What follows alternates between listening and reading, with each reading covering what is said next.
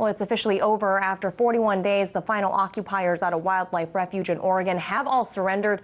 It had been whittled down to just 4 holdouts for some time until last night. The FBI surrounded the refuge and negotiations began through the night and into this morning.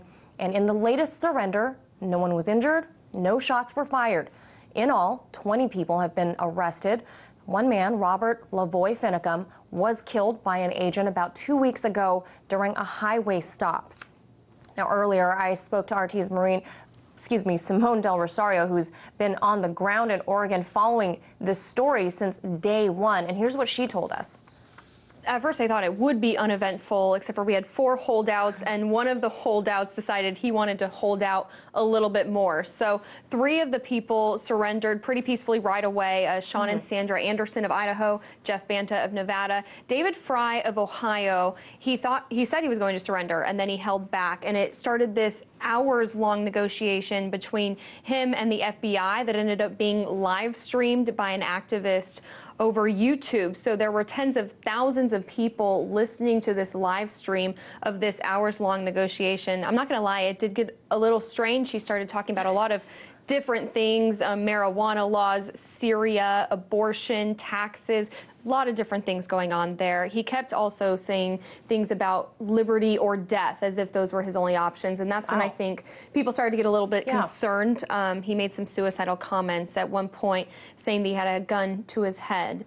But at the end of it all, he surrendered peacefully. He said, "I need one more cookie and a cigarette," and walked out. And one of his stipulations was that he wanted the FBI agents to holler "Hallelujah" when he walked out. Take a listen. You're saying hallelujah! So I'm walking towards them right now. Okay, stay calm. I'm walking towards you, David. Keep walking, my friend. Hallelujah. Slow down. Keep your hands up. Stop right there for a second before we turn around. All right. You're all right, David. Keep walking. All right. Down the foot. Nice and easy. Okay. Yep. Down. Right back here. You put your hand behind your back. Okay. All right. All right. All right, folks. Everybody come on. All right, so that's how that live stream went. So you can tell that you could hear every single step. Now all 4 of those remaining holdouts are on their way to Portland. They're going to be arraigned tomorrow. That certainly was kind of weird audio. Now, those 4, like you said, not only them, but in the past day, since last night, we found out that the Bundy patriarch, right, Cliven Bundy, has been arrested. Such an interesting twist, Manila. So they had announced on their Facebook page that Cliven Bundy, the father of Ammon and Ryan Bundy, who are already in jail, that he was going to come out to the Malheur National Wildlife Refuge, but he was stopped at the Portland International Airport by authorities and arrested. But his arrest has to do with his standoff from April of 2014, when he gathered a bunch of armed militiamen to face the federal government, who were trying to seize his cattle because he failed to pay his grazing fees. So his arrest from 2014, that they got him for conspiracy, assault of a federal officer, and obstruction, a number of charges. So nothing to do with the Malheur standoff. It was such an interesting twist, though. So they arrested him in Oregon for stuff that he did in Nevada. Exactly. Just so we're clear. Exactly. All right, so now this whole thing, this standoff is finally over, 41 days done, boom, everyone's gone. What's next? So, you know, there's 16 people that have already been indicted, another 4 on their way to Portland right now.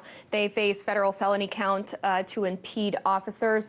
But I think what's next is that this town gets to breathe a really big sigh of relief. You know, rest in peace, Lavoy Finicum, but no one else had to die during this standoff. And so that itself is a positive. The FBI released a statement after they finished arresting these final 4. They said it is a time for healing, reconciliation amongst neighbors and friends, and allowing for work to get back to normal. So this town definitely has some healing to do. People were on opposite sides of this issue for some time. They were pitted against each other. So they get to move forward, and at least for a couple of days, the FBI is going to be treating the National Wildlife Refuge as a crime scene, looking to see if there's any other charges for the people that were occupied.